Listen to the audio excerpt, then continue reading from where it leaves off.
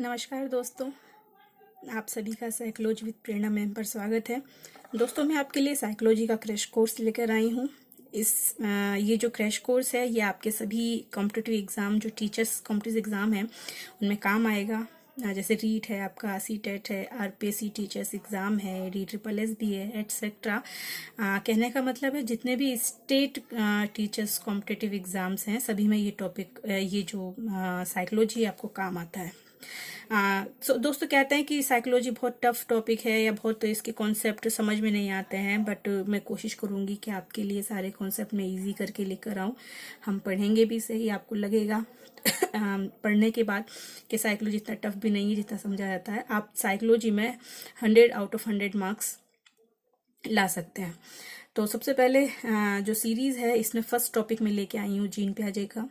Gene पियाजे बहुत बड़ा topic है, बट इसे हम 2 पार्ट में पढ़ेंगे। फर्स्ट पार्ट जो है उसमें हम कुछ चीज़ें पढ़ेंगे, जो बचता है वो नेक्स्ट पार्ट लेके हम चलेंगे। तो पियाजे के बारे में बात करें, पियाजे एक स्विस मनोवैज्ञानिक थे। ये अल्फ्रेड बिने के सहयोगी थे, उनके साथ उनके लैब में काम किया करते थे। अल्फ्रेड बिने के बारे में आपको पता ही होगा, बुद्धि परीक्षण किए हैं उन्होंने काफ़ी सारे। तो ये अल्फ्रेड बिने के साथ ही थे, तो वहाँ से इन्होंने कुछ हटके करने की कोशिश की और अपना अलग से एक सिद्धांत दिया। जो सिद्धांत दिया उसका नाम है संज्ञानात्मक विकास का सिद्धांत। तो क्वेश्चन आता है संज्ञानात्मक विकास का सिद्धांत किसने दिया है, तो आपका आंसर होता है जीन पियाजे। ठीक है, रिवर्स में क्वेश्चन पूछ सकते हैं कि जीन पियाजे ने इनमें से कौन सा सिद्धांत दिया है, तो संज्ञानात्मक विकास का सिद्धांत दिया है। नेक्स्ट कोटेशन एक पूछी जाती है कि बच्चे नन्हे वैज्ञानिक होते हैं, ये किसने कहा है, तो आपका आंसर होता है जीन पियाजे। जीन पियाजे कहते हैं कि बच्चे नन्हे वैज्ञानिक होते हैं। जीन पियाजे ने अपने सिद्धांत को 4 अवस्थाओं में बांटा है, या कहें तो जीन पियाजे ने अपने सिद्धांत में 4 अवस्थाएं बताई हैं। कई बार सिंपल सा ये क्वेश्चन भी पूछ लिया जाता है कि जीन पियाजे के सिद्धांत में कितनी अवस्थाएं हैं, 4 अवस्था। इन 4 अवस्थाओं के नाम भी पूछ लेता है, अल्टरनेट एक के बाद एक नाम पूछ लेता है। 4 ऑप्शन आपको मिलेंगे, जिनमें से 3 जीन पियाजे की इन अवस्थाओं के नाम होंगे और एक कुछ और होगा, या फिर 3 नाम कुछ और होंगे और एक जीन पियाजे से रिलेटेड होगा। तो कैसे भी करके क्वेश्चन पूछे, बट यहाँ से पूछता है आपको क्वेश्चन। अब हम बात करते हैं पहली अवस्था की। पहली अवस्था है संवेदी पेशीय अवस्था, या इसे ज्ञानात्मक क्रियात्मक अवस्था भी कहते हैं, या इसे इंद्रिय जनित गामक अवस्था भी कहते हैं। दोस्तों, हिंदी में आपको काफ़ी सारे नाम मिलेंगे, इसकी पर्यायवाची वो और भी उठा के दे सकता है। तो मेरी सलाह यही रहेगी कि आप इंग्लिश टर्म इसकी याद करें। इंग्लिश टर्म्स में क्या है, एज इट इज़ जो लिखा है वही क्वेश्चन एग्जाम में पूछा जाएगा, उसके सिमिलर वर्ड्स वो नहीं देगा। बट हिंदी में काफ़ी सारे, कई बुक आप उठाएंगे इनके भी हटा के कुछ और नाम वो दे देगा, मतलब सबका एक ही होगा। कोशिश मैं करती हूँ कि आपको मैं समझा सकूँ कि कितना इजी ये है। तो पहली अवस्था के बारे में हमने बात करी, sensory motor stage. Age group भी रखा है इसमें, जन्म से लेके 2 साल तक के बच्चे। दूसरी अवस्था है पूर्व या फिर प्राक संक्रियात्मक अवस्था। अब देखो, संक्रियात्मक मीन्स कोई एक्टिविटी कर रहा है, तो संक्रिया ऑपरेशनल एक्टिविटी है, कोई क्रिया करने से पहले की अवस्था है, इसीलिए पूर्व संक्रियात्मक अवस्था।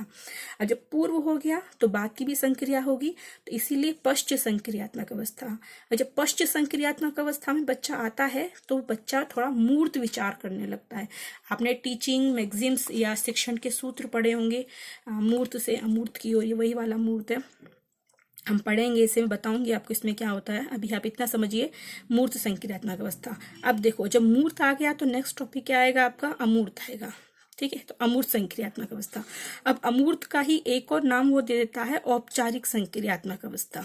ठीक है, तो एज ग्रुप सभी में रखे हैं इसने, हम एक एक करके एक एक अवस्था को बात करते हैं। सबसे पहले हम बात करते हैं सेंसरी मोटर स्टेज की, संवेदी पेशी अवस्था। अब इस अवस्था की क्या खासियत है, आपने देखा होगा 0 से 2 साल के बच्चे की जो जो क्वालिटीज होंगी वो सब इसी में आएंगी।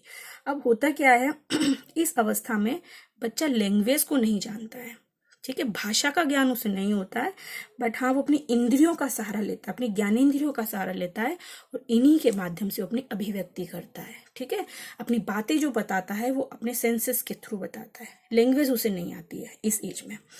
अब इस फर्स्ट वाली स्टेज की जो कुछ उप अवस्थाएं, सब स्टेजेस बताई गई हैं, तो टोटल 6 सब स्टेजेस इसमें बताई गई हैं, 6 उप अवस्थाएं इसमें बताई गई हैं। हर अवस्था के साथ एक एक्टिविटी बच्चे की है, हर अवस्था को उसने एक पर्टिकुलर एज ग्रुप दिया है, और ये एज ग्रुप ये वही है 0 से 2 साल तक। ये पूरे जो 6 अवस्थाएं हैं, 6 में 0 से 2 साल को उसने डिवाइड किया है। तो पहली है सहज क्रियाओं की अवस्था। अब सहज क्रियाएं हैं, इंग्लिश में इन्हें बोलते हैं सिंपल रिफ्लेक्सिव स्टेज। तो सहज सी क्रियाएं हैं, और एज ग्रुप भी है 0 से 30 दिन, मीन्स 0 से 1 महीने का बच्चा। अब आप देखे भी होंगे बच्चों को, आपने देखा होगा 0 से 1 महीने का बच्चा क्या कर सकता है। तो 0 से 1 महीने का बच्चा सिर्फ सकिंग कर सकता है, चूसना। ठीक है, मदर उसे फीड कराती है, तो बच्चे को सिर्फ सकिंग करना आता है। आपने देखा होगा, आप उस बच्चे के पास आप अपना फिंगर भी लेके जाओगे, या कोई चीज गलती से उसके मुंह तक पहुंच गई, तो बच्चा सकिंग करना शुरू कर देता है। तो मीन्स सिंपल रिफ्लेक्सिव स्टेज में बच्चा सिर्फ एक एक्टिविटी करता है, और वो क्या होती है, सकिंग की। नेक्स्ट स्टेज सब स्टेज जो आती है प्रमुख वृत्ति अनुक्रियाओं की अवस्था, इसे बोला जाता है प्राइमरी सर्कुलर रिएक्शन। अब प्राइमरी भी है, मतलब पहली भी है, सर्कुलेट भी हो रही है, और रिएक्शन तो है ही सही है। तो एक क्रिया है जो वो सर्कुलेट कर रहा है, मीन्स बार बार करेगा, और वो पहली क्रिया होगी। इसमें जो टाइम पीरियड लिखा है उसने 1 मंथ से लेके 4 मंथ का टाइम पीरियड दिया है। तो अब ऐसी एक्टिविटी जो बच्चा पहली बार करेगा और जो रिपीट करेगा उससे, तो एक्टिविटी होती है शरीर की प्रमुख क्रियाएं करना। मीन्स आपने देखा होगा इस स्टेज में बच्चा हाथ पैरों को मूव करना स्टार्ट कर देता है, हाथ पैर हिलाना शुरू कर देता है। तो और खुश होता है तब भी हाथ पैरों को फेंकता है, रोता है तब भी हाथ पैरों को फेंकता है। तो पहली एक्टिविटी होगी उसकी शारीरिक फिजिकल, जो फर्स्ट एक्टिविटी होगी वो उस स्टेज में रखी जाएगी। उसके बाद गौण वृत्ति अनुक्रियाओं की अवस्था। गौण वृत्ति अनुक्रिया की अवस्था इंग्लिश में बोलते हैं सेकेंडरी सर्कुलर रिएक्शन। भाई प्राइमरी तो कर ली उसने, अब सेकेंडरी भी करना बाकी है। तो इसका एज ग्रुप है 4 से 8 महीने का। अब सेकेंडरी सर्कुलर रिएक्शन क्या करेगा, कनेक्ट करते हैं पहली वाली से। यहाँ हाथ पैरों को मूव कर रहा था, हाथों को हिला रहा था, पैरों को हिला रहा था। अब वो क्या करेगा, वस्तुओं को टच करने की कोशिश करेगा। अब चूंकि टच ही कर सकता है, पकड़ना उसे नहीं आता, तो चीजें क्या होंगी, इधर उधर जाएंगी, फेंकेगा उन चीजों को। पकड़ना उसे नहीं आता। आप जब विकास के सिद्धांत पढ़ते हैं तो आप प्रिंसिपल्स ऑफ डेवलपमेंट, उसमें आता है एकीकरण का सिद्धांत।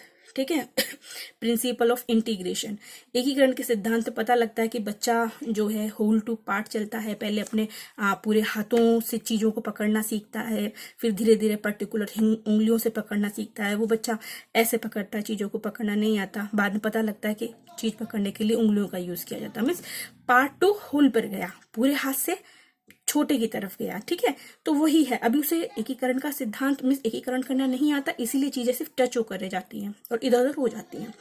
नेक्स्ट आता है गौण स्कोमेटा के समन्वय की अवस्था। इसमें 8 से 12 महीने का टाइम रखा गया है। अब देखो सेकेंडरी सर्कुलर रिएक्शन से कनेक्ट करता है। इसमें क्या होता है कि बच्चा बड़ों का अनुकरण स्टार्ट करता है। लाइक मम्मी हंस रही हैं तो मम्मी की नकल निकालना, नाना जी हंस रहे हैं तो उनकी नकल निकालना। और हम पूछते भी हैं, बेटा मम्मी कैसे डांटती है, बच्चा को बताता है, मम्मी नाना जी कैसे हंसते हैं, बच्चा वो भी करके बताता है। तो बड़ों को फॉलो करना स्टार्ट कर देता है। फिफ्थ आती है तृतीय वृत्ति अनुक्रियाओं की अवस्था। अब इस अवस्था में ये बहुत इंपॉर्टेंट है। आपको इंपॉर्टेंट क्यों है, आपने एक शब्द पढ़ा यहाँ, प्रयत्न और त्रुटि के सिद्धांत पर कार्य करता है। सीधा सा क्वेश्चन यहाँ बनता है कि इनमें से किस अवस्था में बच्चा थॉर्नडाइक के ट्रायल एंड एरर थ्योरी, प्रयत्न और त्रुटि के सिद्धांत पर काम करना सीख जाता है। अभी क्या है प्रयत्न त्रुटि का सिद्धांत, आप जब अधिगम के आप जब लर्निंग थ्योरीज पढ़ेंगे तो लर्निंग थ्योरीज में आपको थॉर्नडाइक पढ़ना है। थॉर्नडाइक ने कुछ सिद्धांत दिए हैं। कुछ स्किनर की थ्योरी आप पढ़ोगे, कुछ थॉर्नडाइक की आप पढ़ोगे, अलग अलग राइटर्स की आप थ्योरी पढ़ोगे। तो थॉर्नडाइक की थ्योरी है प्रयत्न और त्रुटि का सिद्धांत कहा जाता है उसे, जिसमें उसने एक बिल्ली के ऊपर एक्सपेरिमेंट किया है कि बार बार वो खटका बजाती है और बार बार गलती से खटका बजता है और गेट खुल जाता है, तो बार बार मिस्टेक्स होती हैं, फाइनली गेट खुल जाता है। ऐसा कुछ करके इसमें है।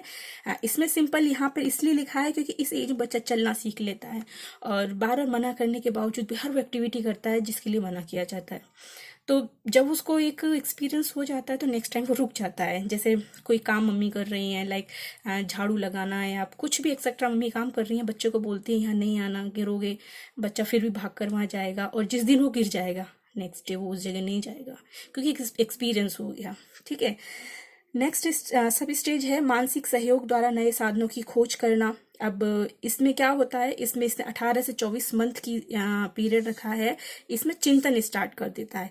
यहाँ सबसे बड़ी इंपॉर्टेंट बात यह है कि चिंतन तो स्टार्ट हो गया, अब यहाँ से ही जैसे चिंतन स्टार्ट होता है, अब तक तो क्या था, इससे पहले की हम बात करें, जैसे आप बच्चा किसी चीज से खेल रहा होता था, तो सडनली उससे कोई चीज आपने छिना ली और दूसरी चीज को पकड़ा दी, बच्चा मस्त हो जाता था। लाइक मम्मी के फोन से खेल रहा है, मम्मी आई और मम्मी ने उठा के टेडी बेयर उसे पकड़ा दिया, फोन छीन लिया, बच्चा खुश हो गया, ठीक है। लेकिन अब जैसे ही वो इस स्टेज में आता है, अब उसके अंदर वस्तु स्थायित्वकरण आ जाता है, ठीक है।